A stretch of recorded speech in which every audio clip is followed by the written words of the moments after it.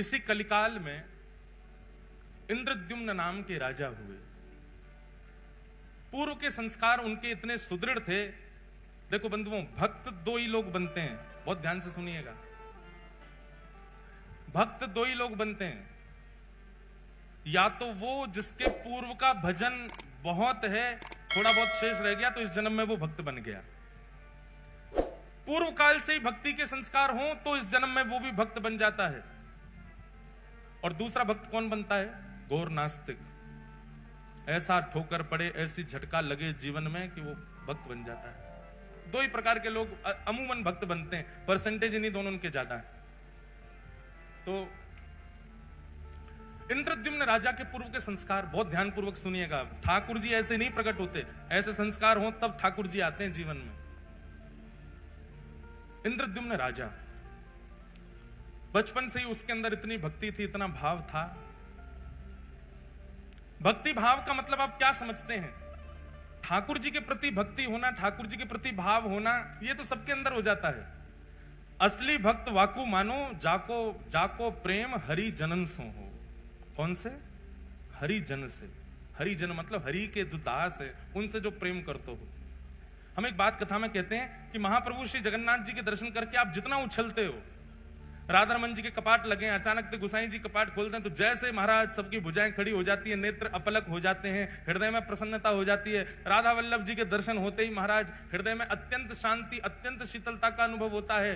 ठीक वैसा ही अनुभव किसी वैष्णव जन को देख करके होता हो तो मानो कि आप वैष्णव हो, तो मानो कि आप भक्त हो। हरिजन सो प्रीति नाही, अगर हरिजन से प्रीति नहीं है तो हरि से प्रीति नहीं। इंद्रद्युम्न राजा का एक नियम था कि आप अपने नगर में सेना खड़ी करके रखते थे चारों ओर। सब राजाओं की सेना खड़ी रहती है सुरक्षा में, लेकिन आपकी सेना का एक ही काम था। बहुत ध्यानपूर्वक सुनिएगा। क्या? नगर में आने वाले हर व्यक्ति से पूछना कि वो कहां से आया है, और नगर से जाने वाले व्यक्ति से पूछना वो कहां जा रहा है। यदि आने वाला व्यक्ति और जाने वाला व्यक्ति किसी तीर्थ या धाम का नाम ले दे, उसको पकड़ करके राजा के पास ले जाओ। आने वाला व्यक्ति अगर यह कह दे कि मैं बद्रीनाथ से आया हूं, तो जैसे किसी नगर में प्रवेश करते हैं तो वहां के सिपाही जन खड़े होकर के लाइन लगवाते हैं, बोले हाँ एक एक करके बताते जाओ अपना परिचय, कहां से आए हो। अगर वो कहते हैं कि हम फलाने नगर से आए हैं, फलाने गांव से आए, तो उनको जाने दिया जाता। कोई कहता हम वृंदावन से आए हैं, कोई कहता हम अयोध्या से आए हैं, बद्रीनाथ से, इधर खड़े होते जाओ सब। अब सब भक्तों को लगे भैया ये क्या होगा पता नहीं हमारे साथ, सब घबरा जाएं, भैया क्या करोगे? बोले कुछ नहीं, हमारे राजा से आपको मिलना पड़ेगा।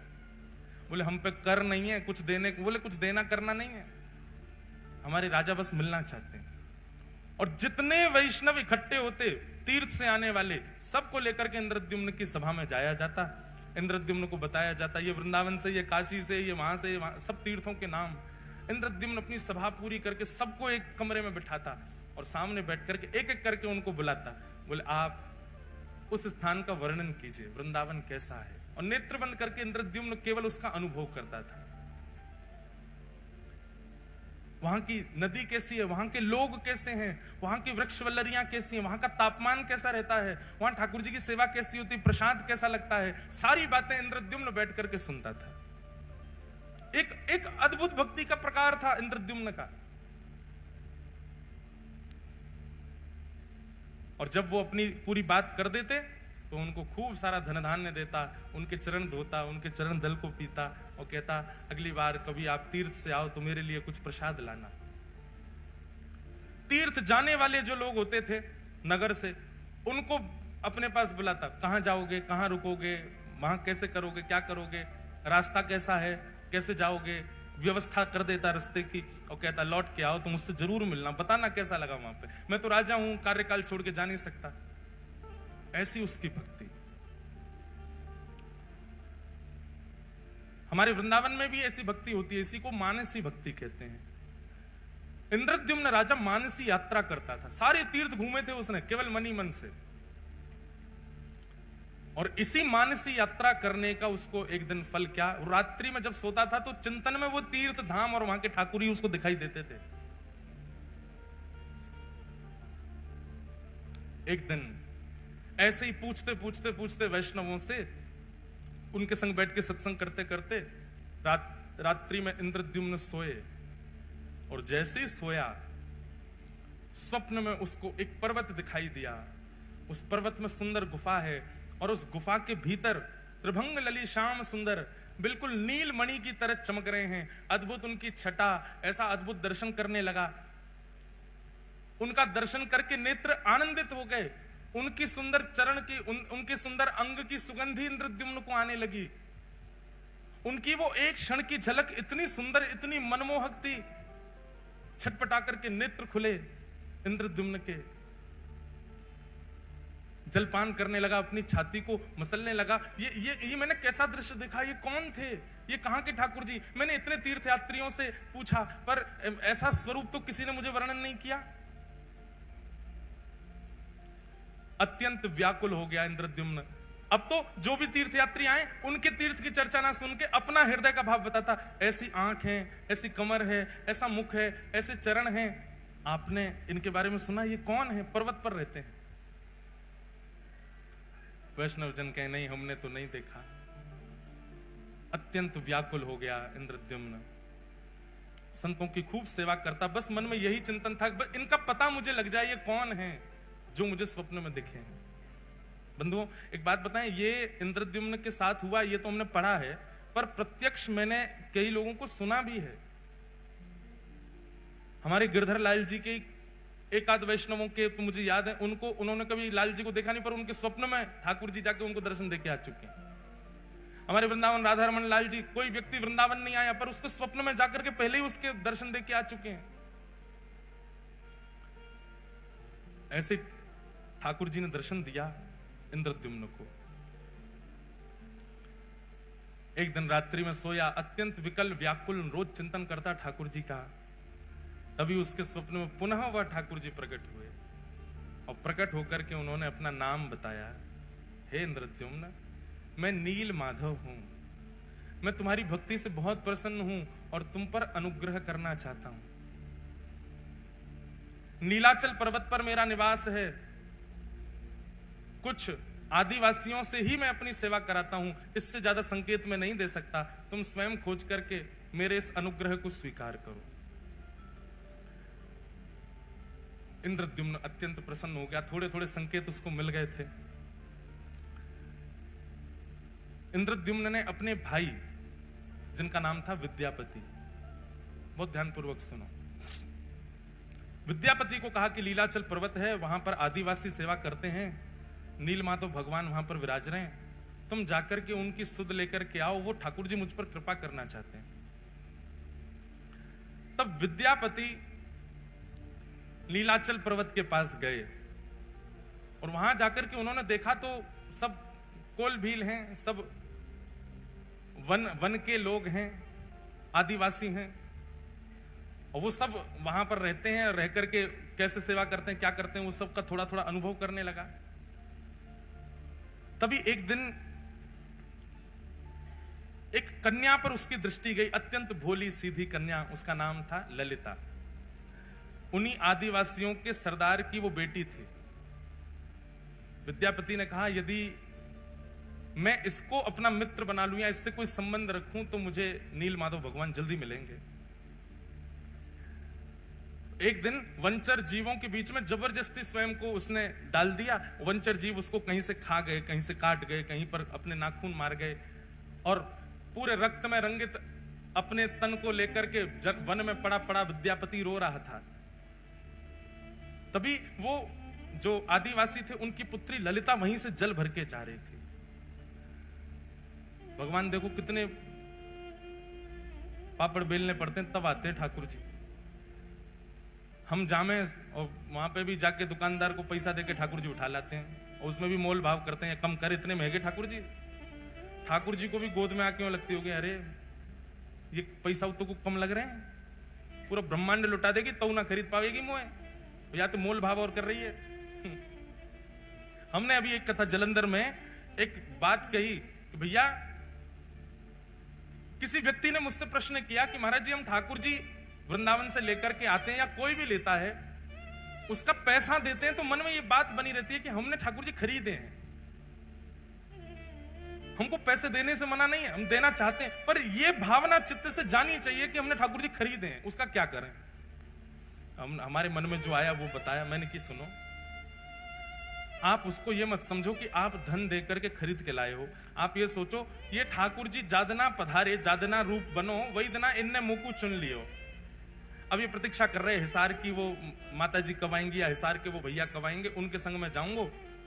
अब आप गए 1 साल 2 साल बाद, ठाकुर जी के बनने के बाद, ठाकुर जी के प्रकट होने के बाद, तो 2 साल तक ठाकुर जी जिसके घर पर रहे, उसके यहां से जब अपने ठाकुर जी ले जा रहे हो तो 2 साल वाने आपके ठाकुर जी की रक्षा करी, ठाकुर जी को विराजमान कियो, ठाकुर जी को श्रृंगार दियो, या भाव से वाकू बधाई दे करके आओ कि भैया हम तुमको बधाई दे रहे हैं, तुमने हमारे हृदय के ठाकुर जी अपने पास रखे। और सुनो, वो जितनो बतावे वहां में कछु बढ़ा के दे के आओ, बधाई दे के आओ।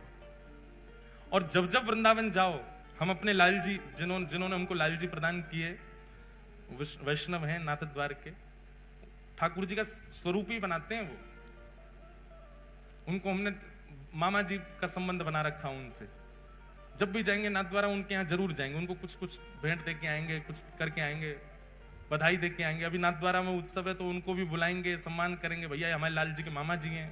इतने साल तक 5 साल लाल जी उनके पास रहे, 5 साल तक प्रतीक्षा करी उनने, 5 साल बाद पधारे ठाकुर जी। हमारी प्रथम कथा जो द्वारिका में हुई, उस कथा के प्रथम दिन से श्री ठाकुर जी का प्राकट्य होना प्रारंभ हुआ था। और 8वें दिन जिस दिन कथा विश्राम हुई, 8 दिन में ठाकुर जी का स्वरूप प्रकट हो गया था। उन्होंने तब से सोच लिया तो जिनकी कथा सुन के ये बने हैं, ये उन्हीं के पास ही जाएंगे। 5 साल ठाकुर जी ने प्रतीक्षा की, उसके बाद ठाकुर जी पधारे लाल जी। उनको बधाई देते हैं जब भी जाते हैं। ठाकुर जी ऐसे ही नहीं आते भैया, बहुत श्रम करना पड़े, परिश्रम करना पड़े। तो विद्यापति ने अपने आप को जबरदस्ती जानवरों से कटवाया और उस मार्ग पर गिर गया जहां से ललिता रोज जल भर के लाती थी। उसने जब देखा कि ये घायल पड़ा है, तुरंत उसको उठा करके अपने घर ले गए। सब लोग इधर देखो, बहुत ध्यान से कथा सुनो। श्री जगन्नाथ प्रभु कैसे पधारे, कैसे प्रकट भये, उसकी पूरी लीला है। विद्यापति को लेकर के घर गई, पिताजी से जाके कहा, पिताजी ये घायल व्यक्ति है, मैं इसको ले आई हूं, आप इसकी चिकित्सा करो। ललिता के पिताजी का नाम था विश्व वसु। आज भी श्री जगन्नाथ जी की रथ यात्रा में विशेष सेवा उसी वंश की है। उसने चिकित्सा आदि की, चिकित्सा करके विद्यापति को घर पे ही रखा। बोले जब तक ठीक नहीं हो जाए तब तक उसको घर पे ही रखो। दोनों पिता और पुत्री मिलकर के उसकी खूब सेवा करते।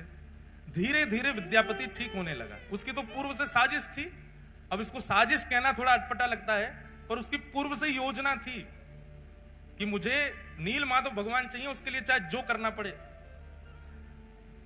धीरे धीरे ठीक हुआ, ठीक होकर के अब वो उसी घर में ही रहने लगा। विश्व वसु के साथ में उनका जो काम था, खेती बाड़ी आदि, वो कराने लगा। ललिता के साथ में थोड़ी उसने मित्रता कर ली। धीरे धीरे ललिता से प्रेम कर लिया, क्योंकि नील माधव भगवान की सेवा बहुत गुप्त रूप से होती थी। किसी को पता नहीं होता था कौन करता है, कैसे करता है, कहां है ठाकुर जी। उसके लिए ये सब करना बहुत जरूरी था उसको। विद्यापति ने धीरे धीरे धीरे उन समस्त कोल भीलों से, उन समस्त आदिवासियों में अपना स्थान बना लिया। आप तो सब उसको अपने परिवार जैसा समझने लगे। और एक दिन ललिता ने अपने पिताजी से कहा, मुझे बहुत प्रिय है, आप मेरा इसी से ब्याह करा दो। विद्यापति से पूछा, तुम ब्याह करोगे हमारी पुत्री से? बोले कि मेरा तो परिवार ही नहीं है, मैं तो आपका हूं, आप करा दो ब्याह। और ललिता के साथ में विद्यापति का ब्याह हो गया। विद्यापति कौन है? विद्यापति कौन है? इंद्रद्युम्न राजा का भाई। अगर भूल भाल मत जाइए, बात पूरी कथा सुनते रहो। ललिता के साथ में इनका विवाह हो गया। अब विवाह के बाद ये घर जमाई बन के ही रहने लगे। वहीं उनके विश्व वसु के घर में ही रहते थे। विश्व वसु रोज सुबह ब्रह्म मुहूर्त में जाते थे, नहा धो करके, स्नान करके, गीले कपड़े पहन के अपरस में जाया करते थे और साथ में कुछ पुष्प और कुछ सामग्रियां लेकर के जाते थे। विद्यापति ललिता से पूछता था, ये सुबह सुबह ससुर जी कहां जाते हैं? बोले ये पूछो मत, और आज के बाद पूछना भी मत, हमें भी नहीं पता इसके बारे में, ये गोपनीय रहस्य है, बचपन से हम ऐसे देखते आए, हम भी कभी नहीं पूछते, करने दो, पिताजी करते हैं, और तुमको क्या करना। विद्यापति समझ गया, बोले ये नील माधव भगवान के पास ही जाते हैं, ये उन्हीं की सेवा करते हैं, इसीलिए किसी को नहीं बताते। धीरे धीरे देखने लगा, रात्रि में चंदन घिसा जाता है, पुष्प तोड़ करके लाए जाते हैं, गीले कपड़े में बांध के रखे जाते हैं, सुबह गीले कपड़ों में जाया जाता है, और अंधेरे में जाते हैं, सूर्य उदय से पहले आ जाते हैं। तो अद्भुत है। एक दिन रात्रि में अपने ससुर जी के पास ही बैठ गए। अब तो प्रेम भाव बहुत ज्यादा ही हो गया था, पुत्र की भांति विद्यापति हो गया था।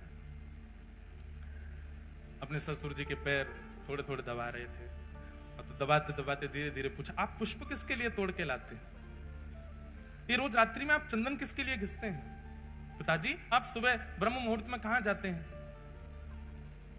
पुत्र मोह में आकर के, और पुत्र मोह से भी ज्यादा होता है जमाई मोह। जमाई तो पुत्र से भी ज्यादा प्रिय लगता है। तो धीमे से प्रसन्न होकर के देखो, अब तो तुम हमारे घर के सदस्य हो, किसी को बताना मत, और तुम तो हमारे प्रिय हो, मुझे तुम पे बहुत भरोसा है, मेरी पुत्री तुमने स्वीकार की, किसी से कहना नहीं। नीलाचल पर्वत है, और लीलाचल पर्वत पर नील माधव भगवान विराजते हैं। वे प्रत्यक्ष ठाकुर जी हैं, वो चलते फिरते सारी लीलाएं होती हैं उनकी, पर उनके दर्शन का अधिकार केवल मुझको है, और मेरे बाद मैं जिसको चाहूंगा उसको होगा। विद्यापति ने कहा, तो आपके तो कोई पुत्र है नहीं, तो दर्शन आपके बाद किसको होगा फिर? आप क्यों ना ये सेवा मुझे भी दे दो। पहले तो विश्ववसु ने मना किया, नहीं नहीं नहीं, मैं नील माधव भगवान से पूछूंगा, वो जैसी आज्ञा करेंगे वही होगा, ऐसे में तुमको लेके नहीं जा सकता। लेकिन रोज रोज यही बात करने से एक दिन विश्ववसु ने मन में सोचा कि ठीक है, तुम्हारी इतनी इच्छा है, मैं तुमको ले तो चलूंगा, लेकिन याद रहे आंख पे पट्टी बांध के मेरे साथ चलना पड़ेगा, ताकि तुम मार्ग ना देख पाओ, कहीं तुम योग्य नहीं हुए, नील माधव भगवान को तुम प्रिय नहीं लगे, और कहीं तुम बिना उनकी अप्रियता के वहां पहुंच गए तो ठाकुर जी का अंतर ध्यान ना हो जाए। इसलिए दर्शन कराऊंगा, लेकिन प्रतीक्षा करना, ठाकुर जी को जब तुम प्रिय लगोगे तभी उनकी सेवा में जा सकोगे। और अगले ही दिन आंखों पर पट्टी बांध दी विद्यापति के, और उसके ससुर जी विश्ववसु उनको लेकर के जा रहे। लेकिन विद्यापति तो इसी बहाने, इसी चतुराई से आया था कि उसको नील माधव भगवान चाहिए। उसने रात्रि में ही एक पोटली में खूब सारी राई भर ली। राई समझते हैं, सरसों के दाने, वो भर लिए, और भर करके उसमें एक सुई का छेद करके उसको अपनी कमर पर बांध लिया, और कमर पर बांध के दूसरे दिन पिताजी ने रुई लगाई, रुई के ऊपर पट्टी बांधी, पट्टी बांध के हाथ पकड़ करके ले गए, वो नीचे से उसने पोटली थोड़ी सी दबाई, उसमें से राई निकलने लगे, चला गया। पर्वत के ऊपर दुर्गम मार्ग पार करके नीलाचल पर्वत पर गुफा में पहुंचे, और गुफा में जाकर के नील माधव भगवान की सेवा आदि करने के बाद कहा कि अब मैं तुम्हारी पट्टी खोलूंगा, एक क्षण देखना, दर्शन करके फिर पट्टी बांध लेना। और जैसे ही उसकी पट्टी खुली, सामने नील वर्ण के श्री नील माधव भगवान मंद मंद मुस्कुरा रहे हैं, कटाक्ष कमल नेत्र हैं, सुंदर ठाकुर जी का वपु दिखने लगा। दर्शन हो गए। दर्शन करते ही तुरंत पट्टी बांधी, बोले चलो अब वापस यहां से, ताकि मार्ग ना पता कर ले। वापस ला कर, अब देखो तुमको दर्शन हो गए, अब नील माधव भगवान आज्ञा करेंगे तो तुमको सेवा मिलेगी, नहीं तो ऐसे ही रहो। अब उसको कहां, वो तो छटपटा रहा था, उसको दर्शन हो गए, वही छवि दिखे, बोले भैया कब से प्रतीक्षा कर रहे हैं, अब इन सबको मैं बताऊंगा कि इन्हीं की आज्ञा है मेरे भैया को, तो ये लोग मानेंगे नहीं, भैया अपना राजपाट छोड़ करके आ नहीं सकते।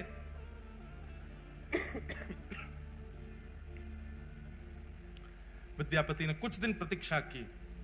कुछ दिन प्रतीक्षा के बाद एक दिन सुबह सुबह उठ करके उसने मन में विचार किया कि अब सरसों पौधे बन गए होंगे, और उसी मार्ग के पीछे पीछे जाके मैं देखूं कैसे है नील माधव। सुबह उठ करके जैसे ही तैयार हुआ, पत्नी उठ गई। पत्नी ललिता पूछने लगी, कहां जा रहे हो? बोले देवी पुष्प लेने जा रहा हूं, ठाकुर जी की सेवा करूंगा, तुम्हारे लिए गजरा बनाऊंगा। ऐसा कहकर के चला गया। ललिता बोली, आज तक तो कभी लाए नहीं गजरा, आज तक तो कभी सेवा के लिए पुष्प लाए नहीं, आज अचानक। अब वो तो सरसों के पौधे देखते देखते देखते मार्ग उसने पता कर लिया, तो उसी के पीछे पीछे ललिता उसके पीछे पीछे चल दी, और वो छुप छुप करके देखती हुई जा रही है, जा कहां रहा है।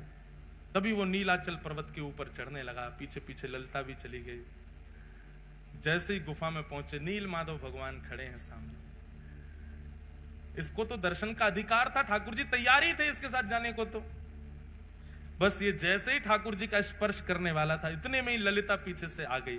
अनधिकारी सामने आ गया और अनधिकारी के आते ही नील माधव भगवान वहां से अंतर ध्यान हो गए। और जैसे नील माधव भगवान अंतर ध्यान हुए, रोने लगा। बोले मैंने कितना सब बनाया था ठाकुर जी को ले जाने के लिए, आदि आदि सब बातें हुई। ललिता ने जाकर नीचे पूरे आदिवासियों में बात फैल गई। सब विश्ववसु को पकड़ करके बंदी बना लिए। उसको छल कपट किया तुमने हमारे साथ, आदि आदि। हमारे ठाकुर जी अंतर ध्यान हो गए। हमारे साथ जो किया सो किया, ठाकुर जी चले गए हमारे। हम तुझे दंड देंगे। बोले कि मुझे दंड दीजिएगा, लेकिन मुझसे पहले आप एक बार राजा इन करके व्यवस्थित करवाना और सुंदर किसी कारीगर से मेरा विग्रह स्वरूप बनवाना। कारीगर वो ही बनाएगा जैसा रूप मैं चाहता हूं प्रकट करना। इसलिए उसको कुछ बताने की आवश्यकता नहीं, बस कारीगरों से कहना कि वे अपनी कला से बनाना शुरू करें, क्योंकि मेरे रूप को वही बना पाएगा जिसको मैंने चुना होगा। इसलिए तुम केवल समुद्र के तट पर जाकर के तीनों काष्ठों को इकट्ठा करो।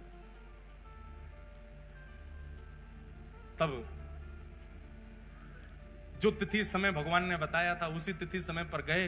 जाकर के देखा तो 3 काष्ठ बहते हुए, 3 दारू मतलब लकड़ी, बहती हुई समुद्र में से आई। और उन तीनों को इंद्रद्युम्न राजा ने अपने पूरी सेना से उठवाने का प्रयास किया, पर कोई हिला नहीं पाया। उठाना तो बहुत दूर की बात। तब नील माधव भगवान की, जिन्होंने अनन्य सेवा, अनंत सेवा की, विश्ववसु को ही पुनः बुलाया गया और उन्होंने आकर के चंद लोगों ने उठाया तो वो दारू ब्रह्म अपने आप उठ गए और ले जाकर के उनको गुंडीचा की रानी के महल में रखवाया। इंद्रद्युम्न राजा ने दुनिया के श्रेष्ठ से श्रेष्ठ कारीगरों को बुलाया। ये लकड़ियां हैं 3 और आपको इनसे स्वरूप, कैसा स्वरूप बना, बोलो जैसा तुम्हारा मन करे वैसा बनाओ।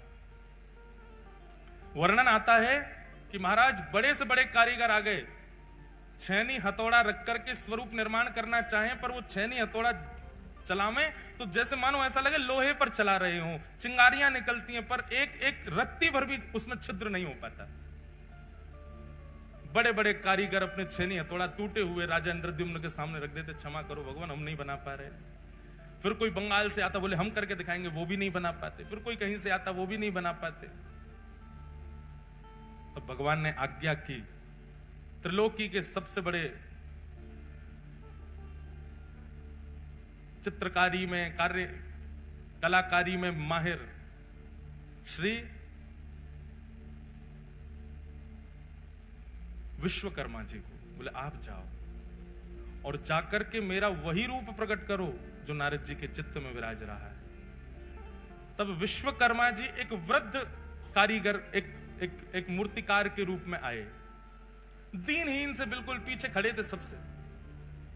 इंद्रद्युम्न राजा कारीगरों से कह रहा था, बोले मैं धन देने में कोई कमी नहीं छोड़ रहा, आप क्यों नहीं बना पा रहे? बोले क्या करें, हमारी छेनी हथौड़े ही टूट जाते हैं। तब सबसे पीछे खड़े वयोवृद्ध उस कारीगर ने कहा, महाराज मुझे सेवा दें। इंद्रद्युम्न ने उपहास कर दिया, बोले इतने बड़े बड़े नहीं कर पा रहे आप वयोवृद्ध, आपकी लकड़ियां बाट देख रही हैं शमशान घाट में, आप बनाओगे? तब आपकी पत्नी गुंडीचा के हृदय में भाव आया, बोले वो कह रहे हैं, एक बार सबने प्रयास किया तो उनको भी करने दो, ठीक है आप भी प्रयास करके देखिए। तब उस कारीगर ने कहा, देखिए प्रयास तो करूंगा लेकिन मेरी कुछ शर्तें हैं। बोले क्या शर्तें हैं? बोले पहली बात, मैं जब ठाकुर जी का स्वरूप बनाऊं उस समय कोई आएगा नहीं। 21 दिनों तक मैं और काष्ठ एकांत में रहेंगे। राजा मैंने तुमको देखा, तुम हर 5 मिनट में जा जाके देखते हो कुछ हुआ कि नहीं हुआ, कुछ हुआ, ऐसा नहीं। 21 दिन तक तुम आओगे भी नहीं उस स्थान पर जहां ठाकुर जी का विग्रह बन रहा होगा। राजा बोला हमको कैसे पता चलेगा कि आप बना रहे हो? बोले बाहर खड़े खड़े छेनी हथौड़ा और जो भी प्रयोग हो रहे होंगे सामग्री, उनकी ध्वनि से तुमको पता चल जाएगा कि स्वरूप बन रहा है ठाकुर जी का। 21 दिन तक कोई नहीं आएगा, ये मेरी शर्त है। राजा ने बात मान ली और यहां विश्वकर्मा जी ने बनाना प्रारंभ किया ठाकुर जी को। बनाते बनाते बनाते बनाते 15 दिन बीते और 15 दिन तक रोज आवाज आती थी भीतर से, कुछ ना कुछ क्रिया चल रही है। 15 दिन तक इतना उतावला इंद्रद्युम्न दिन रात कान लगा के सुनता ही रहता था। हाँ ठाकुर जी बन रहे हैं, मेरे ठाकुर जी बन रहे हैं। अगर नहीं बन रहे होते तो पहले दिन ही आ जाते, छेनी हथौड़ा लेके नहीं बन रहा, इतने सारे कारीगर सब निरस्त हो गए, इनसे बन रहे हैं इसीलिए तो अभी तक चल रहा है काम भीतर। 15 दिन तक अत्यंत आनंदित इंद्रद्युम्न तो उत्सव की व्यवस्था करने लगा, बोले मेरे ठाकुर जी प्रकट होने वाले हैं। 15 दिन व्यतीत हुए, 15 दिन बाद ही महाराज भीतर से आवाज आनी बंद हो गई। आवाज आनी जैसे ही बंद हुई, पूरा दिन सुनता रहा, आवाज नहीं आई। थोड़ी और प्रतीक्षा करी, आवाज नहीं आई। उसके चित्त में शंका उत्पन्न हुई कि बहुत वयोवृद्ध हैं, कहीं ऐसा तो नहीं बनाते बनाते पधार गए हों भीतर ही, मेरे ठाकुर जी अधूरे रह जाएं। सबने कहा, बोले उनकी शर्त है, मना किया उन्होंने, बोले कब तक नहीं खोलूं मैं ठाकुर जी बनी नहीं रहे, एक दिन पूरा प्रतीक्षा कर ली मैंने। अरे भाई ठाकुर जी कहीं अधूरे रह गए हो, वो पधार गए हो भीतर, फिर क्या होगा? अरे कोई और कारीगर आके आगे कार्य कर लेगा। किसी की ना मान करके गुंडीचा और इंद्रद्युम्न ने जैसे ही द्वार खोला, द्वार खोल करके देखा तो छेनी हथौड़ा नीचे रखे हैं, वो जो कारीगर थे वो वहां थे ही नहीं। और सामने जैसे ही देखा, जन्म वेदी है वो, जहां ठाकुर जी 7 दिन विराजमान होते हैं रथ पे जाकर के, उसको जन्म वेदी कहते हैं, गुंडीचा के महल में। उस जन्म वेदी के ऊपर जैसे ही देखा है, तभी क्या पाया, 3 विग्रह ही 3 रूपों में विराजमान हैं, जहां पर बिल्कुल दाहिनी ओर में श्वेत वर्ण के श्री बलभद्र जी महाराज दोनों भुजा लेकर के, मध्य में सुभद्रा जी और वाम अंग में साक्षात नील माधव भगवान ही श्री जगन्नाथ जी के रूप में खड़े हुए। श्री जगन्नाथ महाप्रभु की। प्रथम दर्शन करते ही इंद्रद्युम्न रोने लगा। हाय नाथ, ये कैसा स्वरूप, भुजा भी नहीं बनाई पूरी, पेट भी अधूरा छोड़ दिया, अरे नेत्र भी नहीं। मैं पहले ही मना कर रहा था कि उसको मत लाओ, वो तो वृद्ध है। अरे ये बीच में स्वरूप, इनके तो हाथ ही नहीं है, पैर ही नहीं है, ये कैसा स्वरूप बना दिया। तुरंत मूर्छा आई इंद्रद्युम्न को, और मूर्छा आते ही ठाकुर जी ने पूरी द्वारिका लीला उनको दिखा दी। बोले ये स्वरूप सामान्य नहीं है इंद्रद्युम्न, ये मेरा प्रेम विगलित स्वरूप है। पूरे विश्व में मेरे अनेक अनेक रूप होंगे, पर ऐसा रूप एकमात्र पूरे भारत में, पूरे ब्रह्मांड में, पूरे त्रिलोक में यदि कहीं होगा तो केवल और केवल तुम्हारे पास नीलाचल पर्वत पर होगा, और कहीं नहीं। भगवान त्रिभंग लली गोलोक धाम में भी हैं, ठाकुर जी धनुष बाण लेकर के साकेत धाम में भी हैं, शंख चक्र गदा पद्म धारण करके वैकुंठ में भी हैं और पृथ्वी पर भी हैं। पर श्री जगन्नाथ तो केवल और केवल पृथ्वी पर हैं और कहीं भी नहीं, केवल इस भूमि पर। महाप्रभु जी ने आज्ञा की, ये मेरा स्वरूप है और ये स्वरूप मेरा प्रेम के कारण प्रकट हुआ है। इंद्रद्युम्न, अब तुम मेरा मंदिर निर्माण करा करके मेरे स्वरूप को विराजमान कराओ और विराजमान करके मेरी सेवा प्रारंभ करो, ये मेरा ही स्वरूप है। तब इंद्रद्युम्न के हृदय में जो दोष उत्पन्न हो रहा था, जो भाव उत्पन्न हो रहा था, ये कैसा स्वरूप, वो भाव, वो दोष, वो दूर हो गया। पूरे जगन्नाथपुरी में, पूरे लीलाचल पर्वत पर महाराज श्री क्षेत्र में उत्सव मनने लगा। इंद्रद्युम्न ने भव्य मंदिर का निर्माण कराया और भव्य मंदिर में जाकर के महाप्रभु श्री जगन्नाथ विराजमान हुए। बोलो जगन्नाथ भगवान की जय। महाप्रभु श्री जगन्नाथ विराजमान हुए। और कल फिर मैंने इसके आगे की कथा सुनाई थी। इंद्रद्युम्न राजा ने अपनी राज पदवी का त्याग कर दिया और राज पदवी का त्याग करने के बाद अपना संपूर्ण जो खजाना उसका था वो सब भगवान की सेवा में अर्पित कर दिया। गुंडीचा उसकी भावना थी कि पति ने तो मांग लिया कि मेरे वंश में कोई कहने वाला प्रकट ना हो कि ये मंदिर हमारे पिताजी ने बनाया था। गुंडीचा ने कहा मेरे चित्त में तो वात्सल्य है, मेरे चित्त में तो बालक का प्रेम है, वो मैं कहां अर्पित करूं। तब महाप्रभु जगन्नाथ जी ने वचन दिया, तुम्हारी पति की मनोकामना पूरी होगी कि वंश आगे नहीं बढ़ेगा, और तुम्हारी मनोकामना पूरी होगी कि तुम्हारे पुत्र रूप में मैं ही रहूंगा। और मां, मैं आपको वचन देता हूं, मैं जगत का कल्याण करने के लिए यहां पर आया हूं, इसलिए साल भर तो मैं सबको दर्शन दूंगा, पर साल में 7 दिन के लिए रथ पर आरूढ़ होकर के मैं नित्य गुंडीचा आया करूंगा। बंधुओं, स्कंद पुराण में ठाकुर जी के गुंडीचा में जब वो विराज जाते हैं, भगवान जब रथ पर बैठ करके आते हैं और रथ से उतर के जब गुंडीचा में 7 दिन विराजते हैं, उन 7 दिनों में दर्शन का इतना बड़ा महत्व है। स्कंद पुराण में कहते हैं 3.5 करोड़ तीर्थ हैं पृथ्वी पर। कितने? 3.5 करोड़। 3.5 करोड़ तीर्थों को करने का फल केवल एक झलक गुंडीचा में जगन्नाथ जी की देखने से प्राप्त हो जाता है। और आप श्री मंदिर में जगन्नाथ जी को जब देखोगे तो आपको लगेंगे पर ब्रह्म जगन्नाथ विराज रहे हैं, लेकिन आप अनुभव करेंगे, आप जब गुंडीचा में जाकर के जगन्नाथ जी को देखेंगे, आपको लगेगा नेक्स्ट सो लाला बैठो है। वहां ठाकुर जी अपना पर ब्रह्म रूप आपको थोड़े पतले से दिखाई देंगे, थोड़े छोटे से दिखाई देंगे, नेक से हो जाएंगे और थोड़े टेढ़े मेढ़े से दिखाई, ऐसा लगेगा मानो खेल रहे हैं, किलोल कर रहे हैं। क्यों? बोले अपनी मैया के पास बैठे श्री ठाकुर जी। हाँ, ठाकुर भले विराजे जी उड़ीसा जगन्नाथपुरी में।